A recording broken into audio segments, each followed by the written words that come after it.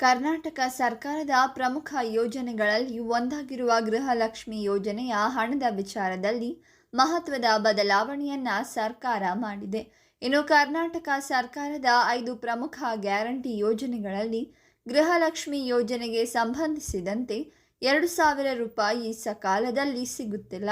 ಈ ರೀತಿ ಇರುವಾಗಲೇ ಕರ್ನಾಟಕ ಸರ್ಕಾರವು 2 ಲಕ್ಷ ಗೃಹಲಕ್ಷ್ಮಿಯರಿಗೆ ಶಾಕ್ ನೀಡಿದೆ ಅಂತ ಹೇಳಲಾಗಿದೆ. ಕರ್ನಾಟಕ ಸರ್ಕಾರದ ಪ್ರಮುಖ ಯೋಜನೆಗಳಲ್ಲಿ ಒಂದಾಗಿರುವ ಗೃಹಲಕ್ಷ್ಮಿ ಯೋಜನೆಯು ಮೊದಲಿನಿಂದಲೂ ಒಂದಿಲ್ಲ ಒಂದು ವಿವಾದಕ್ಕೆ ಸಿಲುಕಿಕೊಳ್ತಲೇ ಇದೆ. ಇದೀಗ ಗೃಹಲಕ್ಷ್ಮಿ ಯೋಜನೆಯಿಂದ ಬರೋಬ್ಬರಿ 2 ಲಕ್ಷ ಜನರನ್ನ ಗೃಹಲಕ್ಷ್ಮಿ ಯೋಜನೆಯಿಂದ ಕೈಬಿಟ್ಟಿದೆ.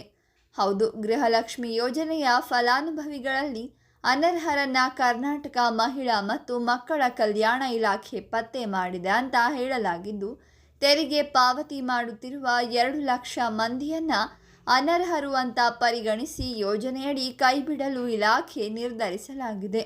ಈ ಯೋಜನೆ ಜಾರಿಯಾಗಿ 2.5 ವರ್ಷವಾದ ಮೇಲೆ ಈ ರೀತಿಯ ನಿರ್ಧಾರವನ್ನು ತೆಗೆದುಕೊಂಡಿರುವುದು ಸಾರ್ವಜನಿಕ ವಲಯದಲ್ಲಿ ಭಾರಿ ಚರ್ಚೆಗೆ ಕಾರಣವಾಗಿದೆ. ತೆರಿಗೆ ಪಾವತಿ ಮಾಡುವವರು ಅಂತ ಪರಿಗಣನೆ ಮಾಡಿ ಅನರ್ಹರು ಅಂತ ಪರಿಗಣಿಸಲಾಗಿದೆ. ಇದೀಗ ಈ ಪ್ರಕ್ರಿಯೆಯಲ್ಲಿ ಮೊದಲ ಹಂತದಲ್ಲಿ 1.28 ಕೋಟಿ ಗೃಹಲಕ್ಷ್ಮಿ ಫಲಾನುಭವಿಗಳು ಇದ್ದಾರೆ. ಪ್ರತಿ ತಿಂಗಳು ಸಹ ಹಂತ ಹಂತವಾಗಿ ಅನರ್ಹರನ್ನ ಇಲಾಖೆ ಅಧಿಕಾರಿಗಳು ಪತ್ತೆ ಮಾಡುತ್ತಿದ್ದಾರೆ. ಈ ವಿಚಾರವಾಗಿ ಆದಾಯ ತೆರಿಗೆ ಮಾಹಿತಿಯೊಂದಿಗೆ ತೆರಿಗೆ ಪಾವತಿ ಮಾಹಿತಿ ಮಾಡುವುದನ್ನು ಆಧರಿಸಿ ಅನರ್ಹರು ಅಂತ ಪರಿಗಣಿಸಲಾಗಿರುವುದಾಗಿ ಹೇಳಲಾಗಿದೆ. ಈ ಬಗ್ಗೆ ನಿಮ್ಮ ಅನಿಸಿಕೆಗಳನ್ನು ಕಾಮೆಂಟ್ ಮಾಡಿ, ಹಾಗೆ ವಿಡಿಯೋವನ್ನು ಲೈಕ್ ಮಾಡಿ, ಶೇರ್ ಮಾಡಿ, ನಮ್ಮ ಚಾನಲನ್ನು ಸಬ್ಸ್ಕ್ರೈಬ್ ಮಾಡಿ.